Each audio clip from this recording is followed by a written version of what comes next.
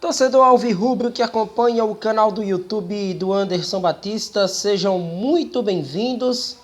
Mais uma derrota do Náutico jogando nos aflitos, desta vez de virada para Chapecoense. Resultado ruim e duro de ser digerido pela forma como ele aconteceu. Não foi um jogo atrativo tecnicamente, mas a importância da vitória e dos 3 pontos nesse contexto era de fundamental importância para ambos os lados. Equipes praticamente empatadas na Série B na parte de baixo, e um jogo que não se podia pensar em derrota, e ela acabou acontecendo. Muito por conta da pior defesa da Série B do Campeonato Brasileiro.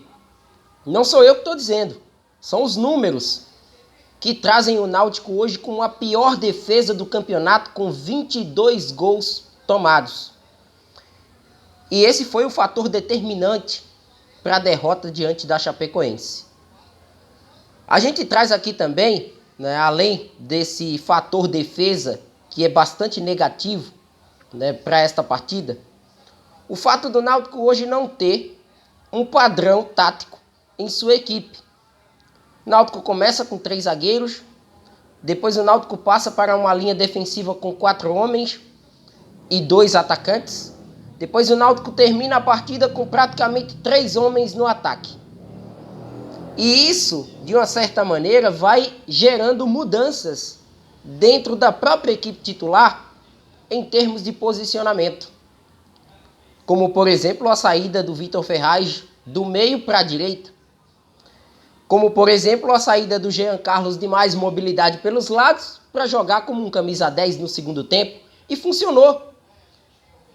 Funcionou no caso do Jean.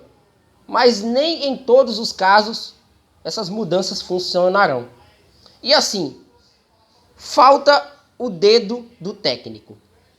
A gente sabe que o elenco do Náutico carece de peças. Algumas que já foram contratadas e estrearam, como foi o caso do Jonathan Jesus, participativo lá na frente. Um cara que esteve envolvido em todas as jogadas ofensivas do Náutico no segundo tempo, principalmente aquelas que foram bolas cruzadas à área. O Náutico também desperdiçou muitas chances. As que criou acabou desperdiçando. Mas a gente tem que levar em consideração a bola aérea defensiva. Ela hoje foi um desastre.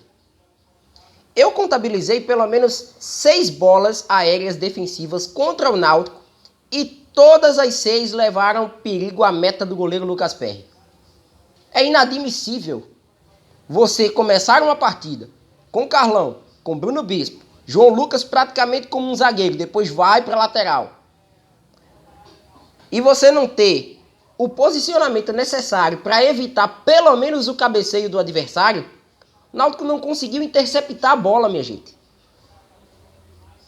Não é que a equipe da Chapecoense tenha o melhor cabeceio da competição. Não, não é isso. É que o Náutico não conseguiu interceptar, em momento algum, os perigos em bolas alçadas da equipe catarinense no jogo. Principalmente na segunda etapa. Ficou nítido para o torcedor. Então, de fato, um desempenho desastroso do meio para trás. O gol do Náutico foi construído na base de jogadores que, na minha opinião, são aqueles que têm qualidade na equipe principal. Uma jogada belíssima do Vitor Ferraz, ele foi o homem responsável por esse gol. Acaba achando o Jean Carlos e o Jean finaliza, o Wagner espalma, sobra nos pés do Geovânio que faz o gol. Mas o Náutico está tão zicado, o momento está tão ruim, que o Geovânio depois sai por conta de um desconforto na coxa. Será reavaliado provavelmente ao longo da semana. E acredito eu que não preocupa, o que pesou para Geovânio é justamente o fato dele não ter atuado com tanta frequência na temporada 2022. Sai da partida e quando você tira Geovânio para colocar Niltinho, a queda técnica é gritante. É nítido, o torcedor percebe que o Náutico perdeu no lado ofensivo porque Niltinho não consegue entregar o mesmo nível do Geovânio. É na reposição que o Náutico se perde. Uma mudança feita por Marcelo Cabo, por exemplo. Ele tirou o Derek logo no começo da etapa, colocou o Perrotti em campo Vê se a Chapecoense no ataque não cresceu. Perotti era um dos titulares da equipe. E o Náutico conseguiu ter problemas com o Perotti durante todo o segundo tempo. O segundo tempo foi determinante para o resultado, porque o primeiro tempo foi totalmente improdutivo. As duas equipes sequer atuaram, sequer fizeram algo, sequer finalizaram. Não tiveram um jogo atrativo para quem estava acompanhando. Foi o segundo tempo que mostrou a cara dos dois times. Um Náutico que errou muitos passes, um Náutico que teve mais uma vez um Pedro Vitor muito apagado na primeira etapa, depois entra Júnior Tavares jogando por dentro e é uma preocupação. O Náutico hoje tem muitos atletas que atuam por dentro e estão faltando os externos. É Júnior Tavares por dentro, é Vitor Ferraz, é Jobson que vai chegar, é Souza que vai chegar, Jean Carlos está jogando agora deslocado, mas por dentro funciona melhor. Então, como formatar essa equipe quando todo mundo tiver à disposição? Só com jogadores que atuam pelo meio e os flancos do campo. Como vai funcionar? Esse é o grande questionamento. É como se as contratações feitas, né, e por sinal boas contratações, diga-se de passagem, fossem todas para praticamente o mesmo setor de campo. E isso pode gerar problemas, porque alguém vai ficar na reserva. Alguém vai ficar no banco. E você apostar numa nova contratação para que ela fique no banco. E ao longo da semana a gente já falava, cuidado com a Chapecoense, cuidado com a Chapecoense. Inclusive ficamos devendo aqui no nosso canal um conteúdo a respeito da equipe visitante, mas destacávamos ao longo da semana lá no nosso Twitter. A Chapecoense é a segunda visitante da Série B. Bateu o Cruzeiro no Mineirão, bateu o Bahia na Fonte Nova. Tirou ponto do Novo Horizontino jogando fora de casa. Empatou com um monte de gente jogando como visitante. Perdeu 2 partidas de 9 disputadas fora de casa. E hoje veio para a 10ª partida e venceu a o quarto jogo jogando fora de casa também. Muito pela irresponsabilidade do Náutico.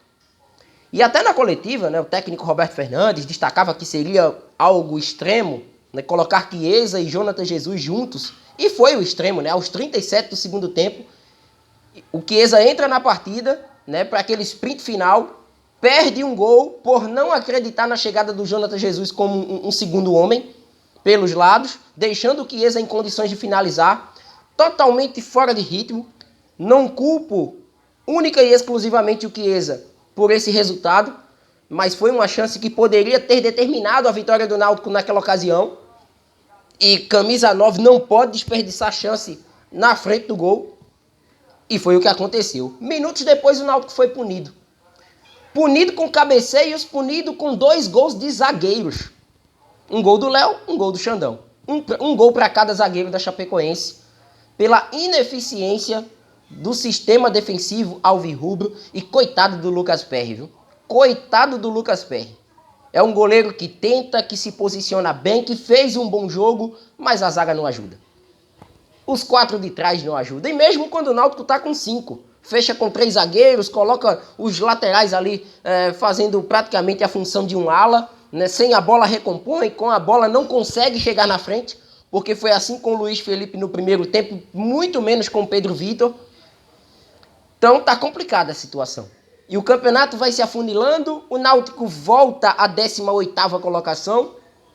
E agora com mais um jogo difícil. Porque jogou em casa contra a Chapecoense e perdeu.